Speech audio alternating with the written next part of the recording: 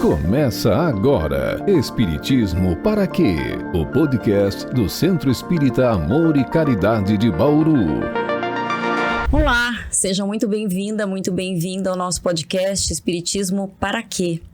Um espaço para nos ajudar a entender um pouco mais do Espiritismo e como verdadeiramente praticar o Espiritismo no nosso dia a dia. Hoje vamos conversar sobre um tema essencial que todos estudam, vivem e se interessam durante a jornada do Espiritismo. Quais são os desafios que temos no Espiritismo no século XXI? Vivemos de um tempo com mudanças rápidas, excesso de informação, crises emocionais, sociais e espirituais. E diante desse cenário surge uma pergunta profunda. Como a doutrina codificada no século XIX pode continuar viva, relevante e transformadora hoje em dia? E para refletir sobre isso, recebemos Jorge Alberto Elahá Canto. Eu sou Leila Morales e nós estamos aqui com Jorge, amigo já. Jorge, que é um conhecido palestrante trabalhador do movimento espírita brasileiro, participa frequentemente de congressos, seminários e eventos espíritas em todo o Brasil e no exterior. Atualmente mora na cidade de Curitiba, Paraná, e tem participado de congressos espíritas no Brasil todo, participou do primeiro Congresso Espírita Europeu e da terceira edição do Congresso Espírita da Suíça.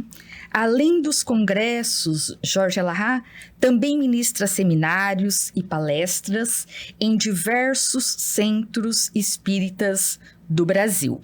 É participante regular do programa Pinga Fogo, da Web Rádio Fraternidade, que já está na edição 291. E suas palestras são reconhecidas por levar mensagens que esclarecem, elevam a consciência e tocam o coração de quem o ouve. E nós agradecemos muito, Jorge, que você esteja aqui conosco no nosso podcast hoje. Olá, Fabiana. Olá para você também. Eu espero que todos estejam bem, Leila. E todos os nossos companheiros estão aqui no nosso bastidor. Todos estejamos muito bem. E também uma boa tarde, bom dia, boa noite para aqueles que nos assistem pela internet. É sempre bom termos a oportunidade de conversarmos sobre doutrina espírita. E hoje acho que o nosso tema é bastante palpitante, tem muita coisa interessante para que a gente possa trabalhar nesse nosso momento de hoje. Uma honra ter você aqui, conhecer pessoalmente. Uma pessoa maravilhosa, gente. Como você vê o Espiritismo hoje? Há necessidade de mudança? Qual que é a sua visão? Bem, o Espiritismo, embora ele tenha sido codificado no século XIX, como foi colocado logo no começo, ele se apresenta ali no livro A Gênese, capítulo 1, item 55, como sendo uma doutrina progressiva. O que significa ser progressiva? Significa que ela vai progredindo os seus aspectos, as suas discussões, seus princípios, à medida em que a ciência também vai avançando. Então, o que existe em doutrina espírita da codificação kardeciana sobre clonagem? Não tem nada sobre clonagem. O que existe sobre epigenética? Nada, nem sobre genética, porque a genética só seria descoberta ou inventada após a codificação kardeciana. Então, nós não temos nenhum tipo de material anterior a isso. Mas nós percebemos que a preocupação da doutrina espírita é exatamente ir acompanhando os progressos que a ciência, que a sociedade geral vai fazendo. A única questão que é importante a gente lembrar, Fabiana, é que a doutrina espírita ela é como se fosse uma obra feita de tijolos. Novos tijolos vão sendo colocados nesse edifício e vão aumentando a obra. Nós não temos como perspectiva a retirada de nenhum tijolo para colocar. Kardec disse que se algum dia a ciência identificasse algum ponto do espiritismo que precisasse ser revisto, que ele fosse, que se revisse, que se voltasse sobre seus próprios passos e arrumasse o que tivesse equivocadamente posto. Então, nós não temos assim um cânone que se diga, olha, é isso aqui, não pode mudar. O que temos colocado, que foi a base apresentada por Allan Kardec, ela até hoje não foi, nenhum dos seus princípios foram remodelados, mas ela não está fechada. E o fato dela ser uma doutrina progressiva significa que ela vai cada vez mais alargando as suas potencialidades e desdobrando os seus saberes sobre outras áreas do conhecimento. E muita gente pergunta assim, mas como é que Kardec fez para construir um edifício doutrinário que tem essa solidez que, em princípio, não se percebeu ainda nenhum tipo de mudança? É porque ele usou um tipo de instrumento que hoje nós temos dificuldade de fazer, chamado universalidade dos ensinos dos espíritos. O que é isso? É a convergência dos conteúdos em diversos grupos, por diversos médiuns, em vários países diferentes, tratando aquelas questões de uma maneira muito assemelhada. Quando há uma convergência, então, é considerado que isso pode ser tido como um princípio. Quando havia divergências, Kardec não trazia para o corpo da obra. E qual era a estratégia que ele se utilizava para fazer a universalidade dos ensinos? Ele não tinha internet. Naquela época, como é que ele fazia para ter isso? Ele usou um instrumento muito poderoso, revista espírita. O que ele fazia? Ele publicava um artigo na revista e esperava as opiniões dos leitores. Aquela revista ia para vários países. E os leitores escreviam, olha, aqui também aconteceu uma coisa semelhante, uma entidade também deu uma comunicação parecida. O outro dizia, isso aqui não ficou assim, aqui o cara falou diferente. Então, colhia-se pelas sondas que a revista espírita fazia, os pontos de convergência e divergência. Por isso que muita coisa que está na revista espírita não aportou na obra básica. E muita coisa que está na revista espírita foi colocada na obra básica. O que não foi posto é porque não teve convergência na época e não encontrou substancial convergência das manifestações dos leitores para que se pudesse admitir isso como um princípio.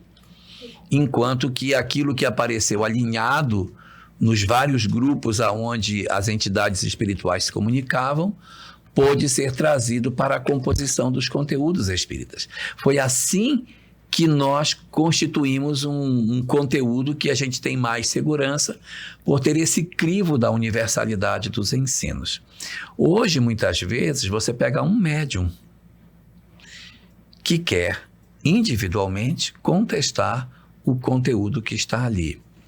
Não que isso seja inadmissível, mas é importante que haja uma convergência para que a gente possa fazer algo.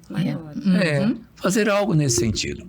Só que, ao contrário do que a gente poderia imaginar, o que nos encontramos ao longo do tempo foi um processo inverso, ou seja, as falas que Kardec apresentou em uma época em que ainda não se tinha nem a sustentação técnica para determinadas afirmações, depois elas foram se confirmando. Questão 540 de O Livro dos Espíritos é uma pergunta que tem uma resposta longa. No final dela diz assim: é assim que tudo serve, que tudo se encadeia na natureza, desde o átomo primitivo até o arcanjo que um dia começou por ser átomo. Maravilhosa lei de harmonia que o vosso acanhado espírito não pode entender em seu conjunto. Esse conteúdo é de uma obra de 1857. A obra de Darwin, trazendo a ideia da evolução das espécies, é de 1859. Então, antecipava-se, na verdade, a todas as discussões que Darwin trazia. E ainda mais, né? Darwin traz isso em 59 e não fala do homem, só fala dos animais. Quem iria discutir a questão da evolução do homem também, quem ousou falar disso foi Alfred Russel Wallace, que é depois ainda do próprio Darwin. Então, você se antecipa a isso. E em outros pontos também. Questão onde Kardec trabalha que matéria é energia, energia é matéria. Isso no século XIX ainda. é um conteúdo que só iria ser melhor entendido quando a física moderna acontecesse. A igualdade dos direitos do homem e da mulher, e ninguém pensava nisso no século XIX. Havia uma segregação muito forte da mulher nesse período. Então, são coisas que se antecipou a essa época e que depois se confirmaram. E não o contrário de se dizer que aquilo que foi apresentado hoje está passível de questionamento. Só uma última, para a gente concluir. Existe hoje uma área do conhecimento que tem crescido muito, que é a epigenética, que é a descoberta de que, além da genética que nós herdamos dos nossos pais, existem fatores emocionais que ativam ou desativam os genes, e que isso tem sido a grande descoberta daqui do finalzinho do século XX, início do século XXI, abrindo um espaço completamente novo em que tudo que se discutiu de genética até hoje vai ter que ser revisto, porque nós trabalhávamos muito em cima de uma visão muito mais matemática da genética, e hoje a gente sabe que uma pessoa pode ser portadora de um determinado gene, mas ela não tem o gatilho que ativa o gene pelo seu comportamento, e ela mesmo sendo portadora de uma determinada doença, não apresenta esse mal. Não se manifesta. E o contrário também, a pessoa tem a doença, não está ativada, e num dado momento da vida dela, exatamente pelas condutas que ela tem, ela manda comandos que ocorrem através de vários instrumentos chamados hoje de metilação do DNA, e que essas metilações vão produzindo alterações que ativam e desativam genes, trazendo doenças ou saúde de acordo com cada caso, quebrando a ditadura dos genes. Tem muito a se estudar ainda, né? Muito. E o espiritismo pode ajudar muito a partir do estudo do espírito, dos fenômenos espirituais, né, Jorge? Tem muito ainda a se estudar. A medicina parece que está caminhando, né? Está começando a estudar mais esse assunto. Na verdade, o que aconteceu ao longo dos últimos 300 anos? Nós tivemos um período muito largo em que a religião, ela dominou a ciência e a filosofia, deu as cartas, prendeu, torturou, matou, tirou os bens, jogou pessoas na cadeia, queimou na fogueira. Nós cometemos muitos excessos em nome da religião. Então, num certo momento da história, houve uma fratura nesse tipo de comportamento. E ao invés da religião dar as cartas, quem passou a dar as cartas foi a ciência e a filosofia. O que faz com que a gente entenda por que nos ambientes acadêmicos existe tanta rejeição por tudo aquilo que é espiritual. Então, você tem hoje uma academia fundamentalmente materialista, exatamente pelas feridas que foram criadas no período em que a religião perseguiu de maneira tenaz cientistas, pensadores, filósofos, etc. Então, houve sim um afastamento, e a ciência decidiu caminhar sem a fé, sem a espiritualidade. Eu nem falo sobre religião especificamente, porque a gente até poderia ter caminhado sem religião. Religião não seria o fator essencial, mas espiritualidade é fundamental. Nós quisemos fazer uma ruptura com a espiritualidade e marchar sem Deus. E foi o que produziu a sociedade doente que nós temos hoje, como nunca a humanidade teve antes.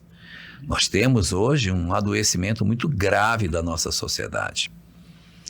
No livro Obras Póstumas, na segunda parte da obra, no capítulo 31, eu falo 31, mas não é 31, porque os capítulos não são numerados, eles... Não foi Kardec que fez, não é? Então não tem aquela didaticidade que Kardec tinha. Os capítulos são colocados sem numeração, mas se tiver paciência de contar, é o capítulo 31, 21º parágrafo. Ali, num texto mediúnico, é dito o seguinte, que no período final da transição planetária, que é esse que estamos vivendo, 4 fenômenos ocorreriam na sociedade. O primeiro, o crescimento vertiginoso das doenças mentais está acontecendo. Segundo, o aumento absurdo das taxas de suicídio está acontecendo. Terceiro, que as próprias crianças se suicidariam. Esse fenômeno também está acontecendo. E um quarto fenômeno que está colocado nesse parágrafo diz: e nesse período, muitos, antes mesmo de encontrarem a morte, já não estarão contados entre o número dos vivos. Então, são pessoas que ainda não morreram, mas não podem mais ser contadas como vivas. O que seria isso, meu Deus? Muito provavelmente, né? Uma hipótese minha, estou falando, pode ser uma visão de um ambiente de drogadição, né? Em que as pessoas já não têm mais capacidade, que alguém andam como verdadeiros zumbis. Zumbis. Então, não morreu, mas não pode ser contado. Não, vivo, não pode contar como vivo. Né? Claro que a gente sabe que é possível recuperação, que tem todas as possibilidades que isso aconteça, sem dúvida. Mas enquanto isso não se der, são pessoas que estão numa condição tal que nós, em princípio, nem podemos contá-las na condição de vivos. Então, esse fenômeno, ele é decorrente do quê? Do afastamento que nós produzimos em nós próprios quando fizemos uma ruptura com o pensamento religioso. Aí quisemos caminhar sem Deus. E ali, a nossa sociedade passou a experimentar dores que nunca se teve antes. A taxa de depressivos, de ansiosos hoje, nós nunca tivemos nada semelhante. Nós só não sabemos o quão doente nós estamos porque boa parte de nós está medicada. Se nós suspendêssemos... Exatamente. Inclusive as crianças, né? Na sala de aula a gente percebe. Você pede para... Levante a mão quem toma remedinho tarja preta.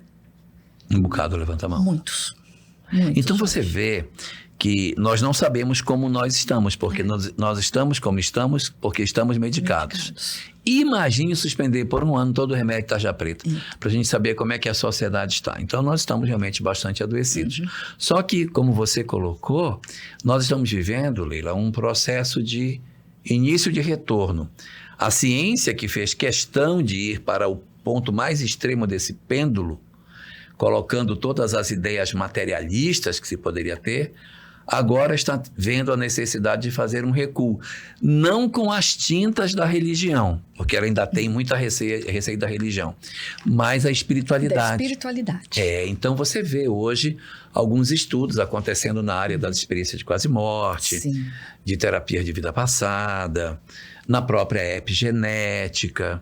Os passes, a força, a importância. O Unesp de Botucatu, a medicina, fez um trabalho maravilhoso. Inclusive, esteve conosco aqui no SEAC, estudando, né, a eficácia dos passes magnéticos. Eu acho que eu vi. Eu vi em Uberaba um estudo feito por uma moça. É essa, será? Eu acho que não. Vários. Tem vários, né? Tem vários. São médicos de Botucatu. Eu estive em Uberaba num congresso que teve lá, e uma moça fez uma apresentação científica, de artigos científicos sobre a terapêutica do passe, em que ela pegava um conjunto de pacientes e aplicava aquele teste duplo cego, né? Quem recebe não sabe de quem está recebendo, quem está doando não sabe para quem está doando. E aí aplicava e depois media para saber quais eram as impressões das pessoas depois do tratamento. E as conclusões é que sim, existe sim, dava os percentuais de pessoas, a reincidência dos fatos e tal, que tipo de quadros eram os mais comuns. Bem interessante, tudo bem completo sobre esse processo da interferência da parte do magnetismo, da parte da fluidoterapia, no tratamento das nossas doenças, ainda que físicas ou emocionais. Jorge, e aí você diferenciou a religião, espiritualidade, estes fenômenos que são inegáveis. Como que a gente traz estes jovens para a espiritualidade, não para a religião, para a espiritualidade? A juventude de hoje? Qual é o nosso grave problema? É que nós queremos usar a metodologia que nós fomos educados há 40, 50 anos atrás para trabalhar com jovens de hoje que têm um outro perfil completamente diferente. Você pegava uma menina de 15 anos, 20 anos, há 40 anos atrás, ela tinha um determinado perfil. Você pega uma moça hoje de 20 anos de idade, ela tem uma história totalmente diferente. Ela muitas vezes já vem de uma história de um lar sequelado, de pais separados, às vezes sofreu abuso, já sofreu bullying, já tem vida sexual ativa, já teve um parceiro ou mais, às vezes já experimentou uma gestação interrompida ou não. Quer dizer, ela tem uma história, hoje uma menina de 20 anos, ela tem uma história muito mais dinâmica do que uma jovem de 20 anos, de 40, 50 anos atrás. Associado a essas mudanças, existe o perfil dos interesses que esses jovens têm. Então, no passado, o nosso único instrumento para que você pudesse se apropriar do conhecimento era livro. Se eu quisesse saber... Como a gente lia, né? Tinha que ler. Tinha, era o único instrumento. Não, e ainda tinha que ir à minha biblioteca, né? Tinha que ir e falar com o bibliotecário. Olha, eu estou procurando um livro do Machado de Assis, que tem uma poesia que fala do negócio de um vagalume que compara com o sol. Você sabe qual é? Vamos ver aqui. Deve ser Círculo Vicioso. Aí, veja se é esse aqui. Aí, achei. Mas você tinha que ir a um local, porque você não tinha em casa os livros, e tinha que ter o suporte de alguém para te ajudar, se é que essa pessoa poderia te ajudar naquilo que você estava buscando. A gente viajava lendo. Então, a pessoa criava na mente como os personagens. Você lia a Helena de Machado de Assis e fazia uma imagem como é que era o rosto dela, como que eram as condições da casa, disso, daquilo. Isso mudou demais. Hoje, o audiovisual se tornou muito mais intenso. A juventude não tem tanto interesse nessa leitura exaustiva que nós fazíamos no passado. Então, nós temos muita dificuldade de trabalhar com esses jovens por duas fundamentais razões. Eles não têm o nosso perfil e, segundo, a forma de transmissão desse conhecimento não é como era no passado. Então, o que a gente pode fazer? Foi a pergunta que você fez. O que a gente pode fazer para trazer esse jovem? Então, existem algumas coisas que são importantes se trabalhar. Minha primeira sugestão. Nós estamos com uma quantidade muito grande de jovens em processo de adoecimento. Muito. Depressivos, ansiosos, sequelados por uma história de abuso, sequelados por um trauma de uma separação, sequelados por um uso de droga. Tem várias situações que a gente tem hoje.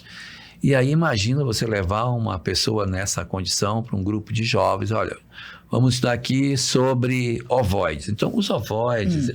Não quero saber de ovoide, não quero saber de perispírito, não quero saber, isso não me interessa. Aí você vai para uma reunião de juventude, porque Moisés foi colocado numa cestinha e desceu, eu não quero saber. Eu não quero saber do Moisés. Por quê? Porque eu estou muito ferido, estou cheio de muitas feridas.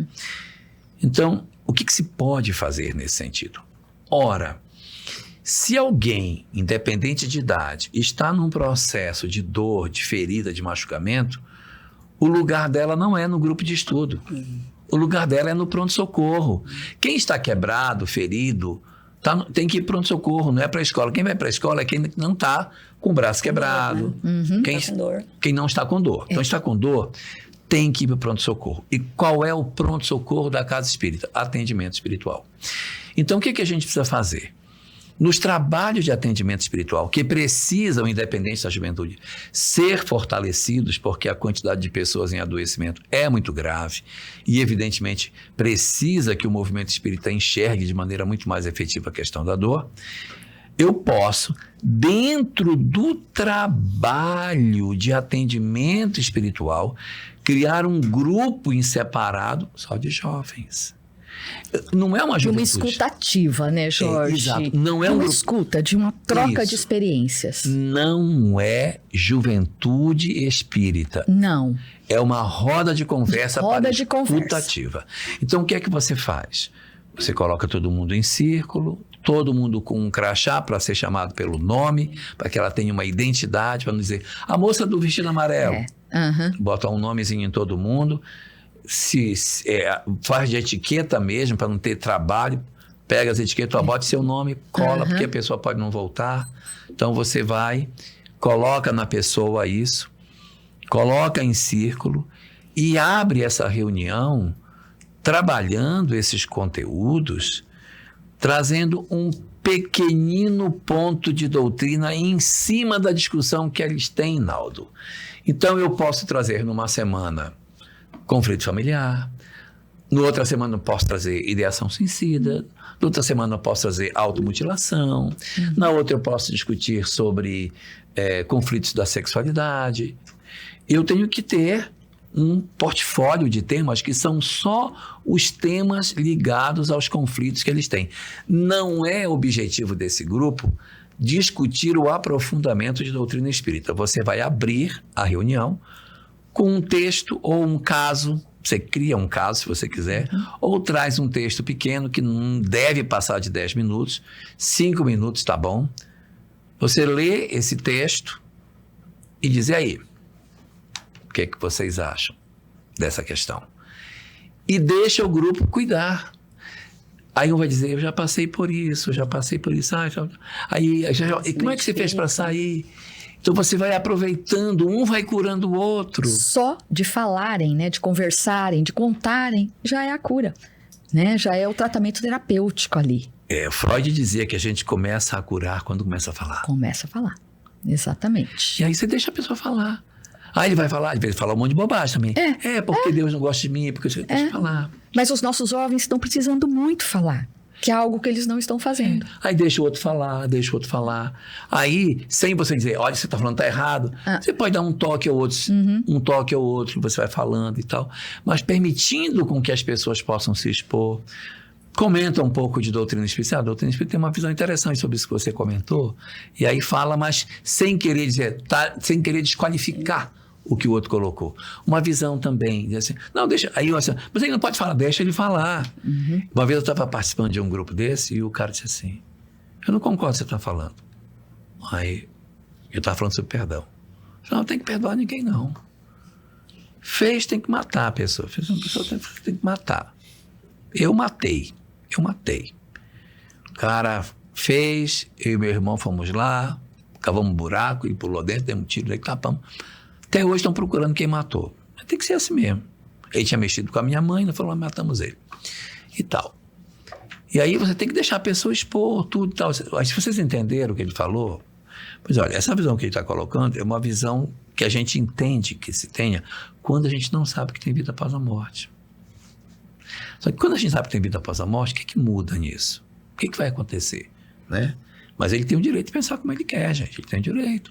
Então, essa flexibilidade, essa escuta ativa, essa capacidade de você se colocar à disposição para ouvir sem criticar, sem fazer negativo com a cabeça, sem julgamento e condenação. Mas é uma... E sem tentar evangelizar também, porque é o que o jovem não gosta. E às vezes também existe um discurso muito antipático, que é o discurso a favor dos pais de maneira declarada. Por exemplo, porque nós temos que obedecer pai e mãe, né? Porque pai e mãe tem que ser obedecido. Eu não vou sair da minha casa jovem para ir para um local porque quer dizer que eu tenho que obedecer meu pai e minha mãe. Que eu tô brigando lá em casa, né? Que a culpa é sua. E muitas vezes ele nem mora. Ou mora só com a mãe, ou mora só com o pai, né? Você tá fugindo daquele lar. Exatamente, fugindo daquele lar. Então, de acolhimento. Aí tem que ouvir a pessoa dizer. Às vezes a gente tem dificuldade de perdoar. Isso realmente tem. Às vezes tem dificuldade. E o que a gente pode fazer sem ter dificuldade? Às vezes não vai dar para amar, mas a gente vai poder pelo menos fazer uma convivência sem agressão. Então, a gente vai tentando ter habilidade para lidar com isso. Para trabalhar esse grupo, a gente não pode pegar uma pessoa no laço e jogar lá. Ela tem que ser treinada. Preparada para ouvir coisas sem rebater, sem querer enquadrar ninguém. Às vezes eu vejo coisas que eu digo, meu Deus, se eu fosse jovem eu nem voltava. Eu estava num grupo de evangelização de jovens, aí as pessoas estavam entrando, aí a menina disse, eu trouxe a minha prima. Muito prazer, como é que você chama? Eu chamo fulano, quantos anos você tem? Eu tenho 15. 15 anos, meu Deus, quando eu lembro dos meus 15 anos. Você ainda brinca de boneca? Eu quis sumir com essa pergunta, porque uma menina de 15 anos de hoje não é isso que ela quer, ela não quer discutir esse assunto, ela não quer ser tratada dessa forma, não quer ser tratada assim. Então você tem que preparar as pessoas para que elas possam trabalhar nisso.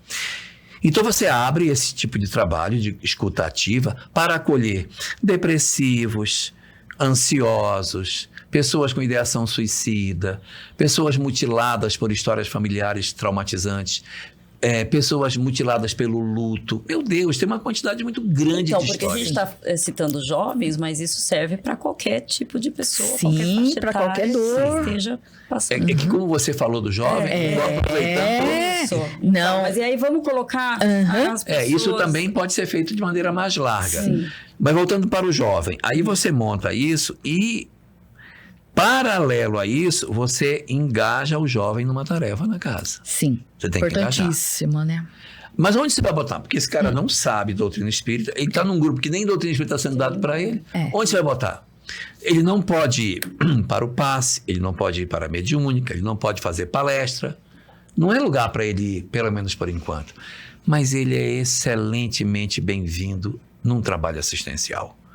Para você dizer, fulano, pega aquele saco ali, bota aqui, vai botando 1 quilo de arroz em cada saquinho desse aqui e coloca para lá. Você corta essa cenoura, bota na sopa, distribui os pratos, faz não sei o quê, lava essa panela. Cara, isso é tão realizador para eles, porque isso dá protagonismo para eles. Eles se sentem importantes exatamente por isso. Trabalhos como, por exemplo, da mídia, da Casa Espírita, eles fazem com maestria.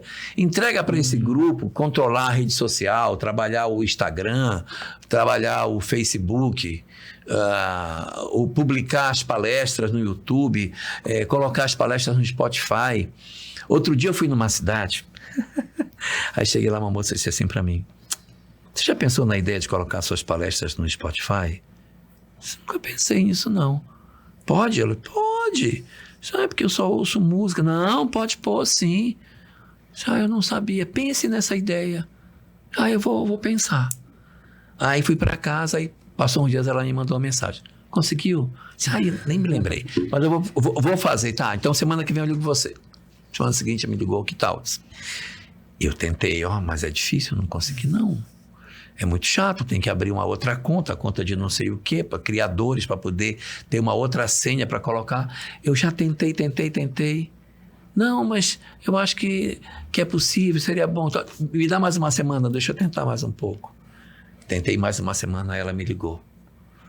Que tal, conseguiu? Não, até desisti. Tentei, não sei fazer. Se você quiser, minha filha faz para você.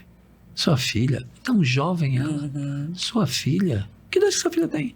Se ela tem 12, mas ela põe para você esse material no Ela tem 12 anos. E eu não consegui. Oh, meu Deus. Aí eu disse, tá, então te espera que eu quero que ela ponha. O que eu queria que ela dissesse não consegui, porque eu não consegui. Aí no dia seguinte ela me ligou, olha, ela já colocou um monte lá para você ver. Eu digo, não é possível. Aí depois eu fui conhecer a criaturinha, 12 anos de idade. Hoje ela tá com 19.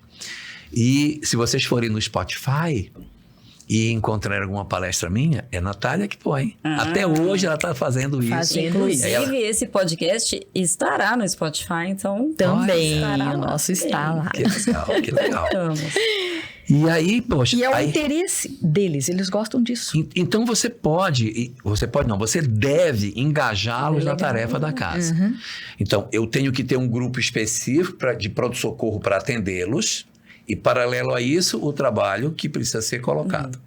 Depois de um tempo que ele já estiver ali, que ele tiver se dessedentado das suas angústias, das suas questões, das suas dores, engajado na casa, aí é momento de repente, você levá-lo para o grupo de estudo. Aí tudo bem.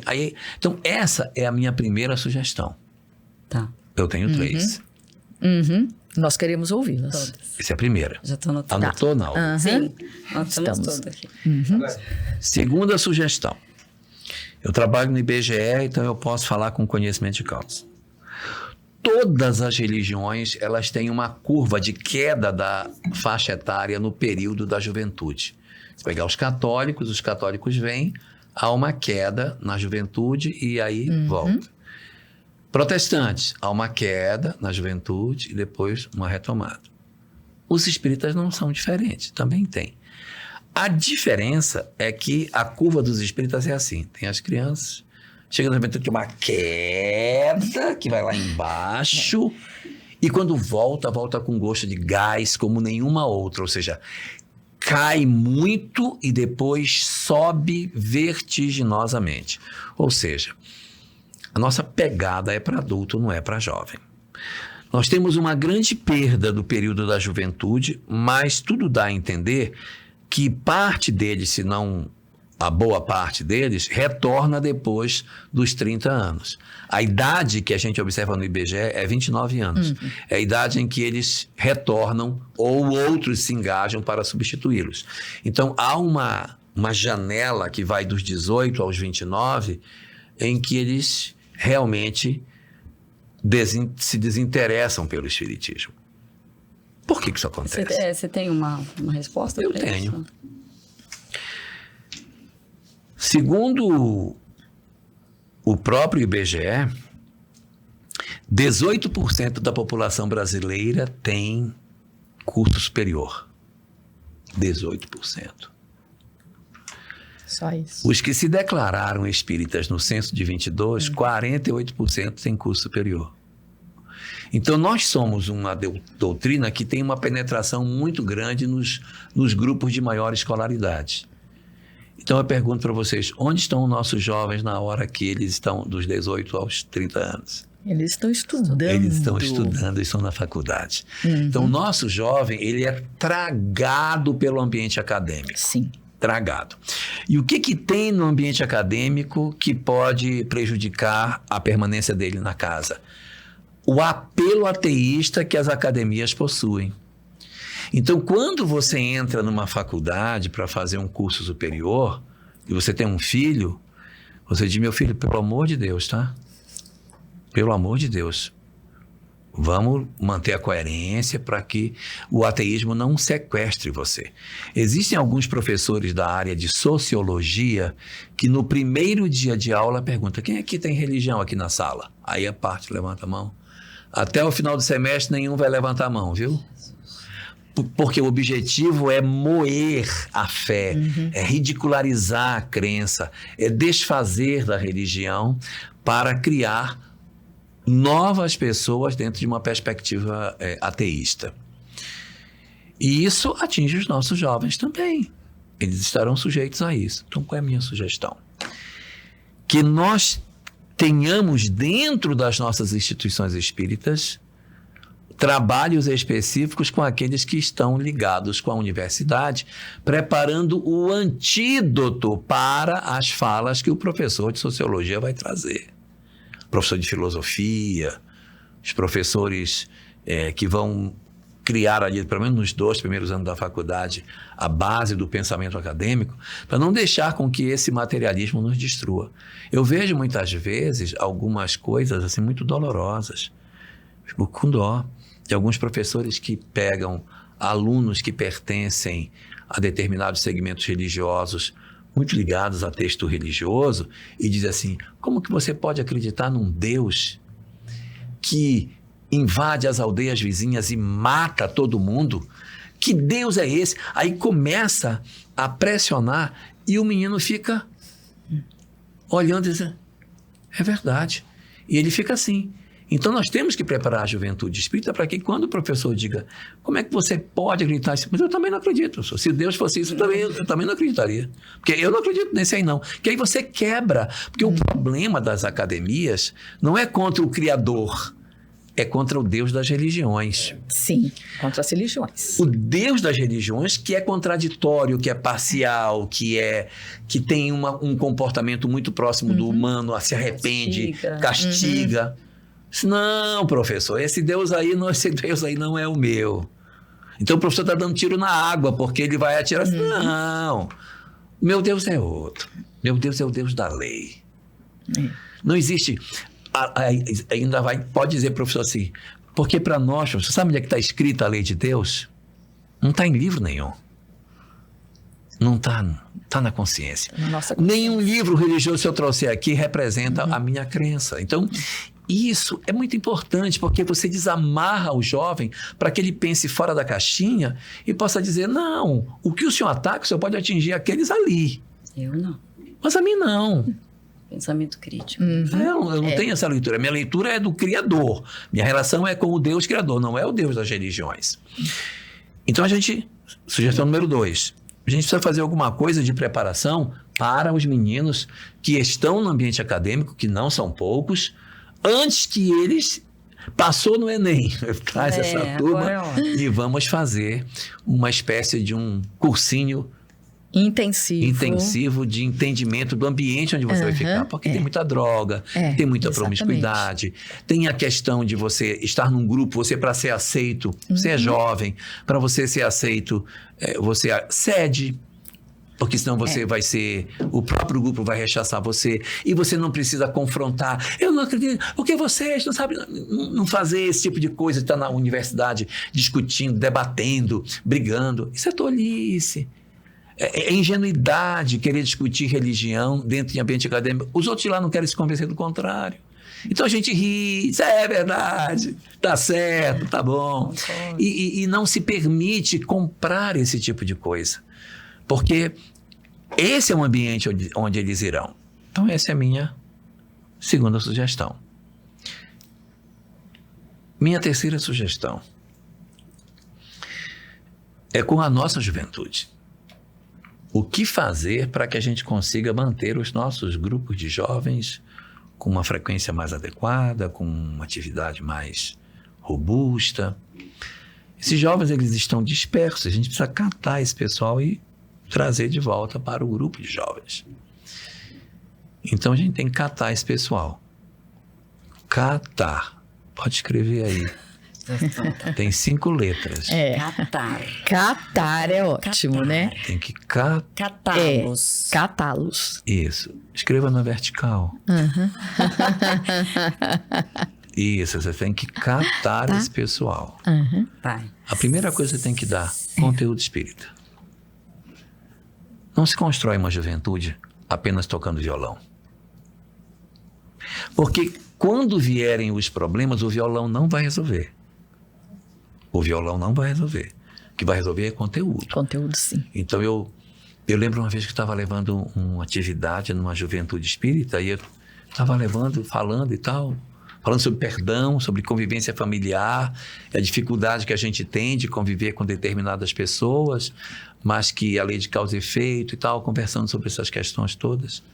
Aí teve uma moça que falou assim, ela parou e disse, mas isso que você está falando é muito importante, isso é muito grave. Digo, sim. Eu vim falar aqui de coisa importante, coisa muito grave mesmo. Então você tem que dar conteúdo, falar da lei de causa e efeito, mostrar para eles essa coisa, não obrigatoriamente do mesmo formato acadêmico que a gente estudou na juventude lá atrás. Ler o livro, discutir, mas tem que aprofundar os conteúdos. Você tem que aprofundar.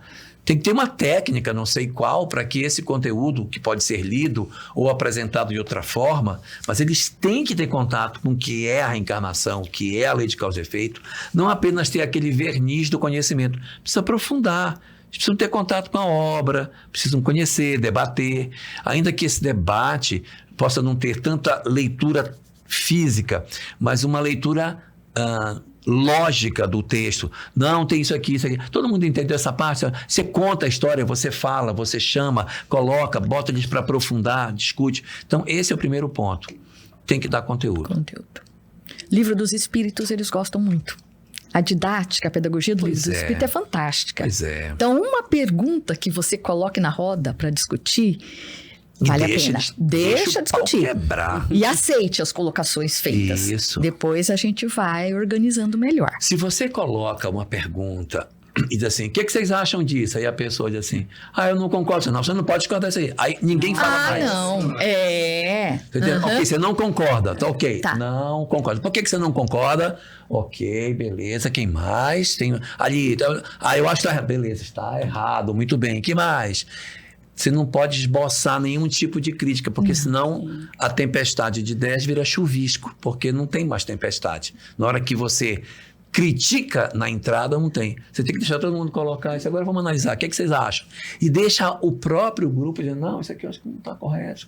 Aí você vai ajudando a chegar naquela conclusão.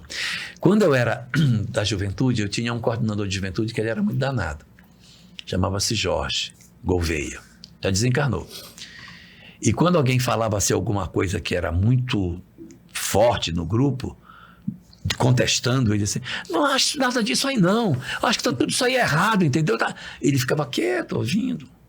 Aí quando o cara acabava de falar, ele dizia assim, cara, eu já pensei assim com você, ó. Pronto, e quebrava o cara no meio, né? Eu já pensei assim com você. Exatamente assim eu pensava, acredita? Aí depois eu comecei a ver, aí você envelopa o pensamento do outro dentro do seu. Então esse é o primeiro. Número 2, acolhimento. Não se constrói juventude espírita. Na juventude, como no centro espírita também. Não se constrói juventude espírita sem acolhimento. Ali não é um local, não é uma escola formal. Que você vai passar prova, não pode colar. É um local de interação. Então, acolhimento, acolher as pessoas, acolher todo mundo, estimular a amizade, estimular essa relação entre as pessoas. Isso é muito importante para criar liga. Vocês terem uma ideia, a minha juventude espírita tem 45 anos que eu entrei no grupo de jovens. 45 anos. Nós nos falamos até hoje. Nós temos um grupo de WhatsApp.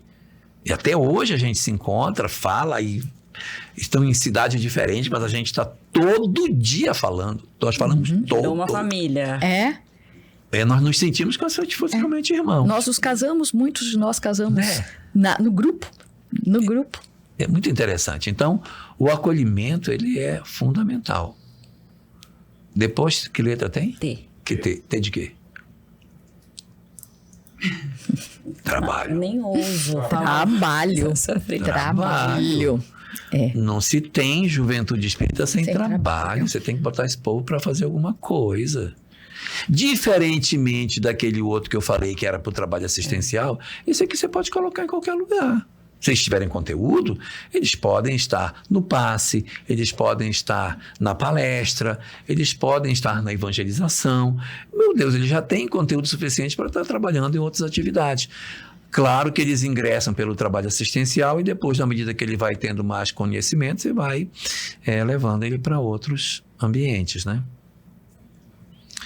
Letra A de novo. Arte. Repare que a arte não trata do conteúdo. Essencial. Mas ela vem depois do conteúdo. Depois. Ela vem depois do acolhimento. E ela vem depois do a trabalho. Integração. A arte é a integração. Você tem que ter. É muito bom. Sabe? Violão. Teatro. Eu conheci uma juventude espírita que tinha um trabalho muito interessante.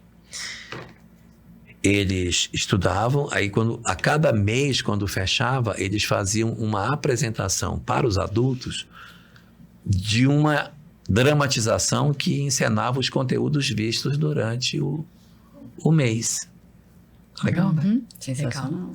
Aí eles mesmos criavam o roteiro, criavam o figurino, criavam tudo. Aí, hoje é dia da apresentação da juventude. Aí nesse dia não era palestra. Nesse dia o conteúdo era... Aí seria importante demais. Mais importante é isso. O jovem protagonista, nesse dia não tem palestra. É o dia dos jovens se apresentarem. Isso é muito importante na casa espírita. Sim. Mas o difícil é a gente conseguir isso na casa espírita. Sim. Né? Existe uma coisa também muito importante, sabe? Olha só, Leila. A gente ouve muita pessoa falar assim, porque o jovem é uma prioridade, Mas nem sempre as casas espíritas têm uma prática que represente a prioridade que ela diz que ela dá. Eu vou ser mais claro no que eu quero dizer. Você tem uma instituição espírita e, bem, o ano vai começar agora, né? Quem vai ficar na evangelização? Fulano. Quem vai ficar na palestra? Quem vai para o mediúnico? Quem sobrar vai para a juventude. Então, ela está fadada ao insucesso. Verdade, É sinal de que ela não tem prioridade. Estou falando não é outra pessoa. Eu sou oriundo de uma casa que fazia exatamente o oposto. Ela dizia, a juventude é a nossa prioridade. Portanto, a primeira pessoa que a gente vai escolher para ocupar alguma função é a juventude. E quem vai ficar tomando conta da juventude é a pessoa mais habilidosa que nós temos. É ele que vai tomar conta da juventude. Então, eu sou fruto de um trabalho... de uma pessoa que era designada para coordenar a juventude e que era um cara muito habilidoso. Vocês talvez conheçam ele. Ele chama-se Alberto Almeida. Vocês podem achar que ele é mais novo do que eu, mas ele é mais velho 7 anos que eu, tá? Com o tempo eu fui ficando mais velho. Ele era 7 anos mais velho. Hoje eu sou uns 20 mais velho que ele. Ele não envelhece, eu reclamo isso com ele, inclusive. Mas o Alberto era o primeiro que a gente escolhia. A nossa juventude espírita, pasmem, ela tinha 190 jovens. Era o tamanho da nossa juventude, de um centro espírita, que o Alberto coordenava. Então, o carisma de uma pessoa, a habilidade de lidar com as pessoas é fundamental, porque as outras casas espíritas, isso em Belém do Pará, davam o mesmo programa, era o mesmo currículo, mas o carisma do Alberto fazia com que as coisas fossem diferentes. Falta alguma letra? R. R. Nós temos que nos reunir fora do centro. Não se constrói juventude espírita só dentro das Nós tínhamos uma juventude espírita aqui, eu e meu marido, Paulo Estevão, e os amigos todos, Edgar Miguel, os amigos todos que estão aí hoje, que nós começamos aqui com 6 jovens, que eram nossos filhos, e depois de 8 anos, preparamos o Guto Campos para nos substituir, o Fabinho Lima, e deixamos essa juventude com 180 jovens. E nós trabalhávamos exatamente assim. Era conteúdo, arte, trabalho. Nós fizemos uma campanha de alimento e de arrecadação de cobertores no SEAC, que nós fechamos a rua. De tanto que esses jovens arrecadaram e separaram e organizaram. Era uma coisa assim fantástica, fantástica. Tínhamos uma banda, Fabinho tinha uma banda, tá? Só que infelizmente, depois que nós deixamos na mão deles, infelizmente, a coisa foi se perdendo por conta da casa, não por conta dos jovens. Né? Então, é essa receita, né, Tato? É essa receita. Vamos falar de mediunidade? Claro. Quais são os riscos, os maiores riscos e as maiores responsabilidades hoje de um médium, de uma casa que trabalha com mediunidade? Nós estamos numa nova fase do movimento espírita. Houve um período lá atrás em que a mediunidade ela era uma prática muito mais franca dentro das instituições espíritas, em que as pessoas chegavam na casa espírita e se elas fossem médiuns ostensivos, elas eram levadas para a mesa. Se você pegar a obra de André Luiz, Nos Domínios da Mediunidade, por exemplo, que é uma obra das décadas de 40, se você observar a dinâmica da reunião que é tratada e apresentada nessa obra, é uma reunião pública, mediúnica pública. Sim. Havia a mesa com os médiuns e uns bancos onde ficava a chamada assistência. E tem casos que o livro cita que uma pessoa lá na assistência dava passividade, Sim. O dirigente vai lá e vai atender a entidade lá fora. Em alguns casos, essas pessoas elas eram trazidas para a mesa e diziam, você é médium, semana que vem você vem, você tem uma obrigação, tá? Você tem um compromisso, tem que vir para cá para desenvolver essa mediunidade. Então, esse foi um período de muito fenômeno e muito desconhecimento que a gente tinha na época de como é que a mediunidade funcionava. Então, houve muitos excessos, muitos equívocos. Não que as pessoas quisessem errar, mas é exatamente pela falta de um conhecimento, de um preparo mais adequado. E eu não estou criticando, porque eles foram grandes pioneiros do movimento nesse período, mas na época a gente não sabia que poderia funcionar diferente. Tudo é muito novo, o espiritismo é muito novo, é tudo muito recente. Então nós estamos ainda ensaiando como é que funciona, isso aqui funciona melhor assim e tal, e a gente vai testando e descobrindo como é a melhor maneira de um centro espírita funcionar. E naquela época a ideia era que uma mediunidade ostensiva deveria ser prontamente colocada em operação. Isso mudou e nós caímos num outro extremo, que foi um excesso de zelo que impediu que a mediunidade acabasse acontecendo nas instituições. Existem instituições que a pessoa está frequentando há 20 anos e nunca foi numa reunião mediúnica. Tem 20 anos que ele vem na casa, trabalhador assíduo, frequentador, ali, atuante, e a mediunidade, isso aí eu não quero mexer com isso aí não. Não, aí também não dá. Como é que você vai sair de uma coisa que não era o mais adequado, que era aquele momento em que a mediunidade ela era exposta numa praça pública praticamente, para um ambiente em que ela fica dentro de um claustro trancada e as pessoas não podem acessar. Esse momento também ele está passando.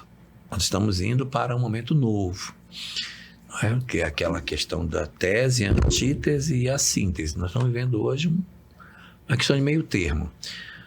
Como que o movimento espírita está trabalhando a mediunidade hoje?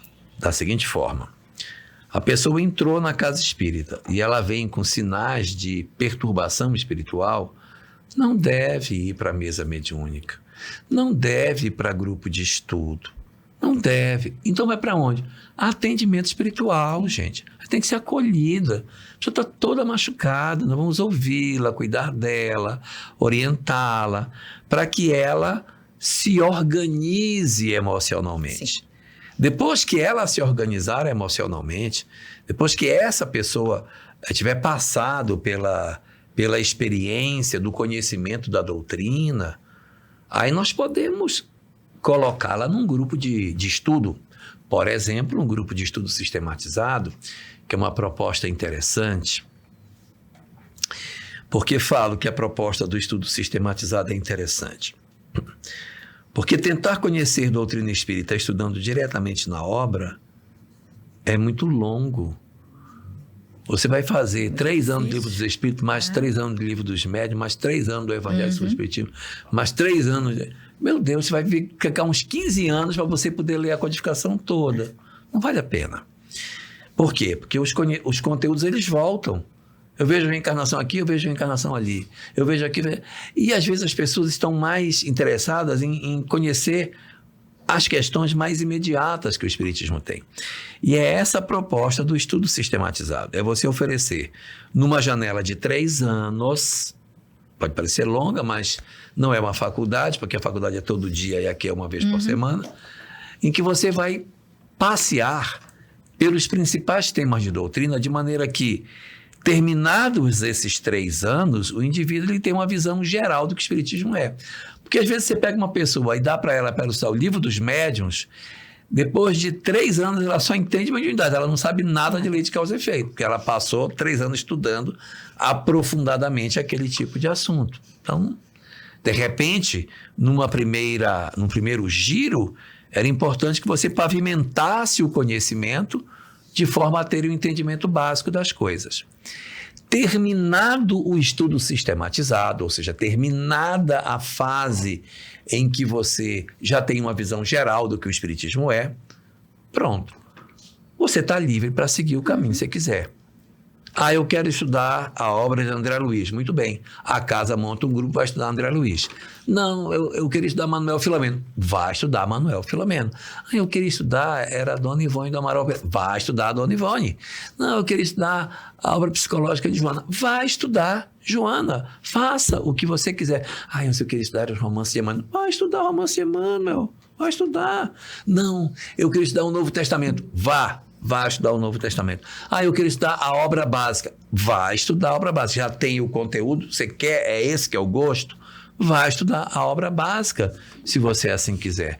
E várias outras oportunidades, como, por exemplo, o EAD, que é o estudo aprofundado, que seria uma espécie de continuidade acadêmica do ESD. E entre esses vários pontos de opção que nós temos após a conclusão do ESD, tem o estudo da mediunidade, que começa com estudo e pequeninas práticas de 5 minutos, que vai para 10, vai para 15, vai para 20, chega a 45 e depois se transforma num grupo mediúnico. Essa é a forma mais segura que nós temos hoje de trabalhar. Por quê, Fabiana? Porque você não leva para dentro da mesa mediúnica pessoas que desconhecem o que é mediunidade. Segundo, você oferece várias outras questões para a pessoa conhecer.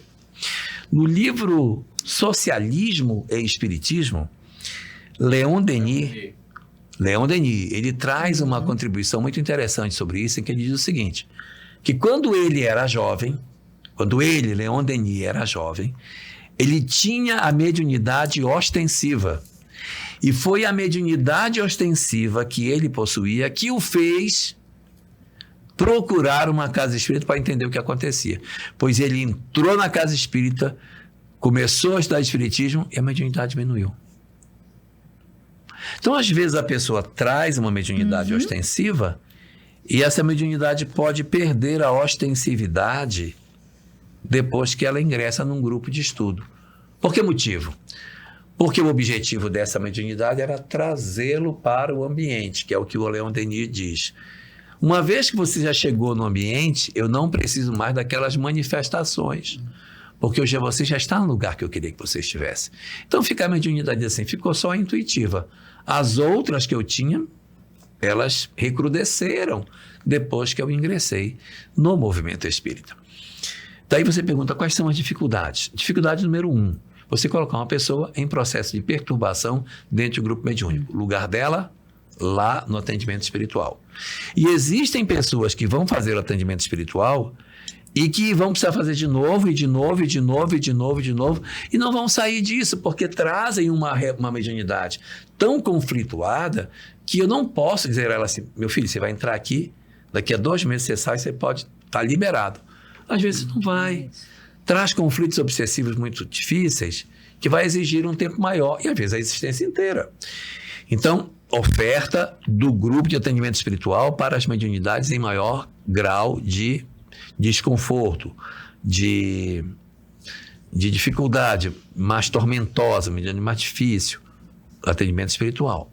Para os casos em que você tem pessoas que trazem a mediunidade mais ostensiva ou não, grupo de estudo. E depois a pessoa vai decidir o que ela quer. Kardec trata no livro dos médiuns sobre a importância, num capítulo específico, chamado dos escolhos da mediunidade, destacando alguns pontos que são problemáticos para a mediunidade. Você querer colocar pessoas que têm fascínio pela comunicação é muito perigoso. Porque tem gente que é... Gente, eu quero ver, mas eu quero ver. Então, esse excesso de ansiedade por uma manifestação mediúnica, ele, na verdade, demonstra que a pessoa traz algo dentro dela que precisa ser repensado, se é realmente isso que é o objetivo de um grupo mediúnico. Às vezes, a pessoa traz uma natureza impressionável, que é o que Kardec trata no texto. O que é uma natureza impressionável? É aquele que diz, gente, foi um espírito lá. Um espírito louco, uma coisa louco, coisa de louco. Olha, porque... E aí ele chega em casa, ele quer contar para um, quer contar para o outro, está dentro do ônibus. Gente, no meu grupo mediúnico hoje. Então, essas pessoas ficam muito impressionadas com o que vem. Também a gente tem que cuidar, porque ao invés de você ajudar, você pode até atrapalhar essa pessoa. Então, para que você franquie o acesso a grupos de estudo e prática da mediunidade, tem que saber que as pessoas têm condição de melhor aproveitar esse conteúdo. Não estou dizendo que tem que só colocar pessoas evoluídas, então, porque não vai ter. Não vai ter. Mas as pessoas tenham uma mínima condição de entendimento daquilo que a vida seja. Muito bem. Jorge, e o Espiritismo, né? Uma filosofia maravilhosa, principalmente. Como viver esse Espiritismo de forma prática hoje, num mundo tão acelerado, competitivo, emocionalmente adoecido? Sim. Como viver esse Espiritismo? Tendo a compreensão de que nós não somos os salvadores do planeta. Existem muitas pessoas que têm a crença de que ela vai viver o Espiritismo se ela sair pelo mundo, pregando, batendo de porta em porta, transformando as pessoas. Vai para o trabalho, ele tem que todo dia botar mensagem no meio de todo mundo. Na faculdade, ele tem que defender o pensamento dele diante de todas as pessoas. que ele só pode falar de espiritismo, que ele pode estar entrando numa veia fanática. Daí o propósito não é esse. Nós não vamos mudar o planeta. O salvador do mundo é outro e o nome dele é Jesus. Eu sou o salvador de mim mesmo. Então, como viver o espiritismo na nossa vida prática? Mudando a nós mesmos. Não deixando as oportunidades serem desperdiçadas. E aproveitando de uma maneira muito efetiva as oportunidades da convivência doméstica. Aonde está verdadeiramente o espaço aonde eu exercerei a minha potencialidade de interpretação na vida daquilo que eu sei? Dentro de casa. Família. Então não é assim, eu vou fazer um trabalho importante. Trabalho é importante realmente, mas o que a gente veio fazer de fato é dentro de casa.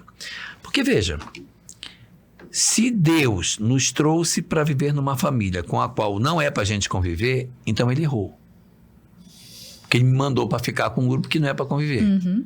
Ora, se ele me mandou para esse grupo, está na cara que esse grupo, em princípio, é o grupo que eu tenho que dar o meu maior esforço na tentativa de dar o meu melhor para que eu consiga conviver com eles. E de que maneira? Não é pregando, eu vou pregar o evangelho na minha casa, Jesus. Não é isso. É de maneira muito natural, sem precisar ficar falando espiritismo na minha casa. Às vezes a gente convive com pessoas que não são espíritas no mesmo lar. E daí?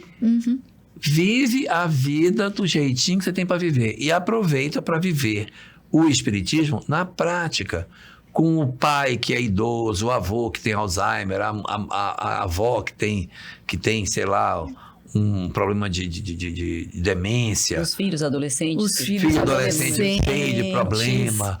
Não é? Neto, sogra, né? Não precisa nem colocar adjetivo. Né? Então, você tem a convivência com vários espaços. E aproveitar esses espaços. São oportunidades. Né? Então assim, eu tenho aqui minha convivência. Minha mulher, meus filhos, minha mãe, meu pai, minha sogra. Conviver com as pessoas normalmente.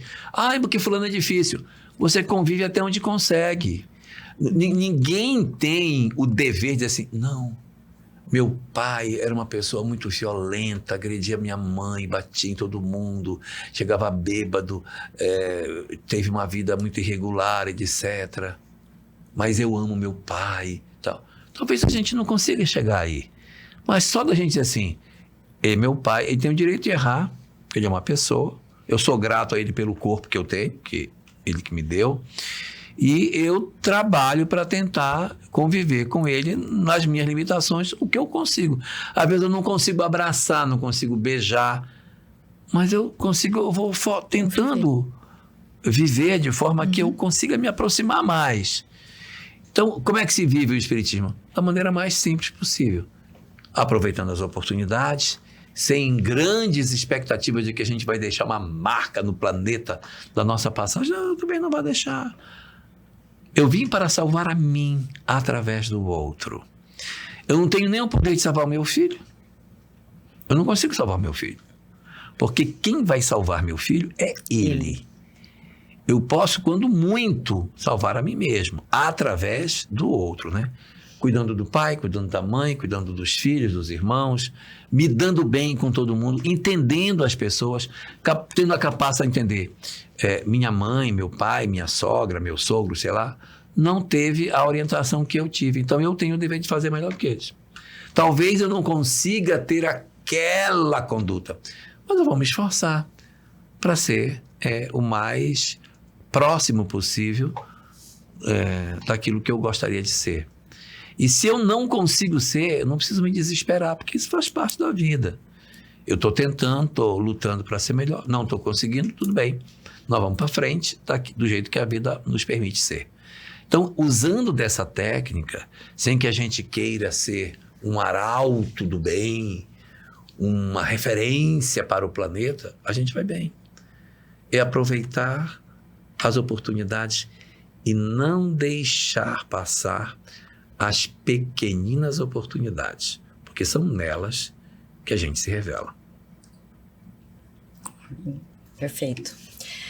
A gente começou falando da necessidade de mudança, Sim. né? E aí, a gente queria terminar perguntando qual que é ou quais são os maiores desafios e, ao mesmo tempo, a maior esperança do Espiritismo no século XXI. Desafios de quem? Do Espiritismo? Da comunidade espírita, dos espíritas. Tá. Porque o Espiritismo não tem desafios. Porque o Espiritismo é uma doutrina. Não tem desafios. Dos espíritos. Né? Quem tem desafio é o movimento espírita. É o movimento espírita. Que é a ação dos homens para tentar divulgar essa doutrina. É essa que tem dificuldade. Quais são os grandes desafios do movimento espírita? É que nós estamos vivendo um período muito difícil, que é o período da transição planetária.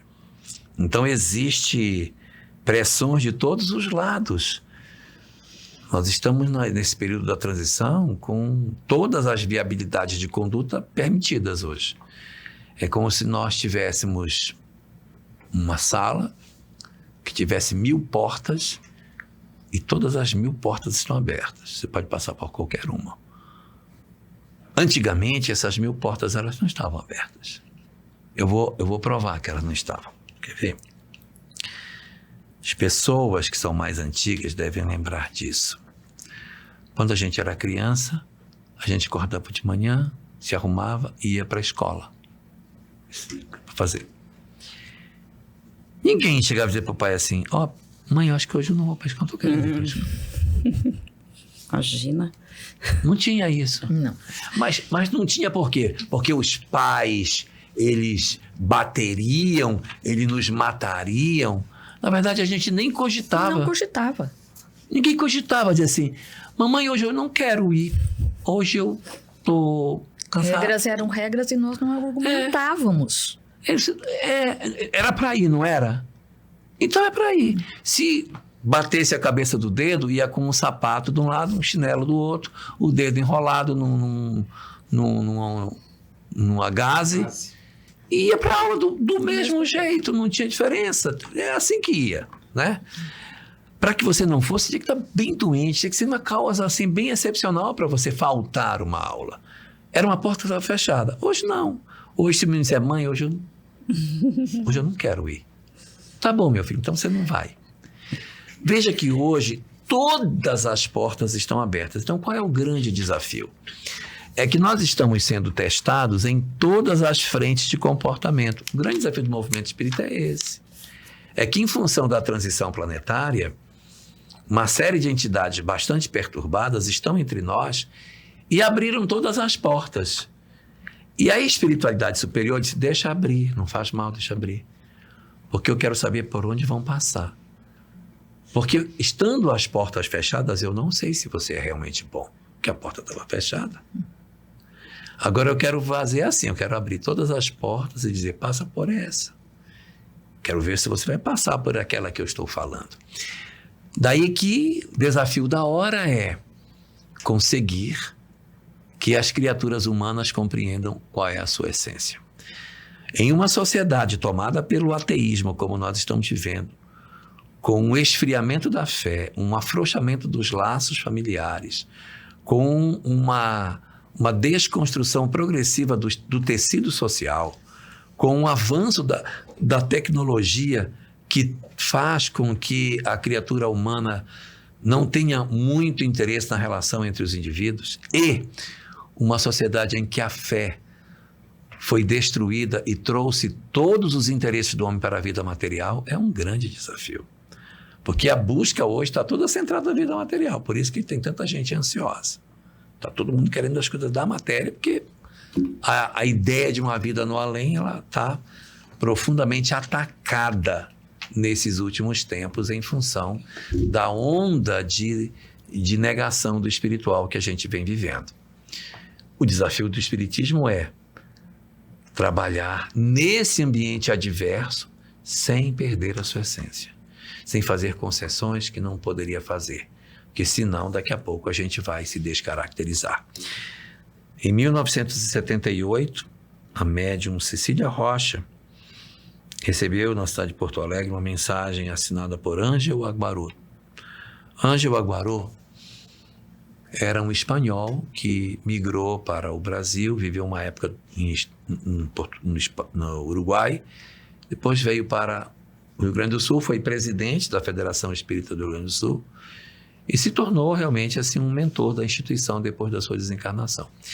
E Ângelo Aguaró traz uma mensagem através de Dona Cecília Rocha, dizendo o seguinte, a mensagem dele é: se não for criado um estudo sistematizado da doutrina espírita, que aborde os aspectos fundamentais que o espiritismo possui, o espiritismo não sobreviverá aos novos tempos.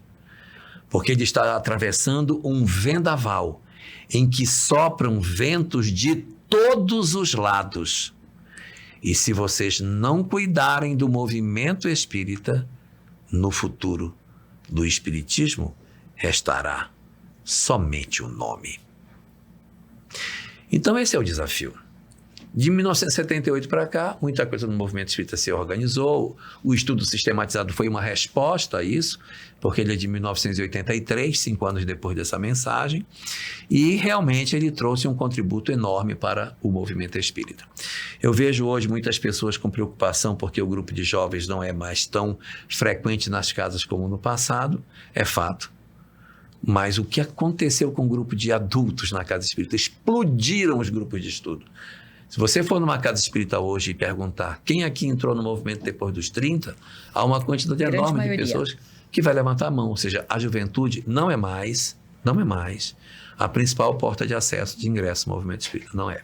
A principal porta de acesso numa casa espírita hoje é o grupo de adulto, em função da pegada que a gente tem. Não estou dizendo que isso está certo ou errado, mas a nossa forma de se comunicar é uma forma mais para adulto, então nós atingimos em cheio as expectativas do público adulto e estamos devendo para o grupo de jovens uma metodologia mais adequada para que eles permaneçam conosco. Então, os desafios dos tempos que estamos vivendo é reconhecer esse período de transição, essa convulsão ideológica que a gente está vivendo, essa ebulição de pensamentos e de ideias e conseguir manter a coerência desses conhecimentos para que a gente atravesse esse período borrascoso da transição planetária sem perder a essência daquilo que a doutrina espírita é. O movimento. Maravilhoso, Jorge. Agradecemos muito, tá? Sua presença, o seu carinho, né? Tá? E toda essa aula maravilhosa, essa troca de ideias tão importantes para nós. Que você esteja muito bem aqui na nossa região esses dias. Vai trabalhar bastante. E vai trabalhar bastante. E nós agradecemos, né? Para nós é um presente, né? Tá certo? Muito obrigada. Uma aula maravilhosa. Obrigada. Muito obrigada. Então, a gente queria agradecer profundamente, Jorge. Temos várias pessoas aqui nos bastidores. Então, o Tato, que está aqui ao nosso lado. Thaís. Diego, Naldo, a Thaís que está fazendo aqui, ó. A Ângela. E a Ângela Guerra também. Ângela Seabra. A Ângela Seabra, que trouxe o Jorge aqui para nós. Muito obrigada, viu, Ângela? Queremos agradecer profundamente a audiência de vocês também. E essa conversa nos lembra que o Espiritismo não é apenas um conjunto de ideias, mas um convite à transformação diária. Né? Então, muito obrigada pela sua audiência. Nós estamos no Spotify, nós estamos no YouTube, através do seac.com. E o nosso Centro Espírita, o SEAC, Centro Espírita Amor de Caridade, aqui em Bauru, fica na rua 7 de setembro, 8h30. Muito obrigado e até o próximo episódio. Muito obrigada. Esse foi mais um podcast Espiritismo para quê?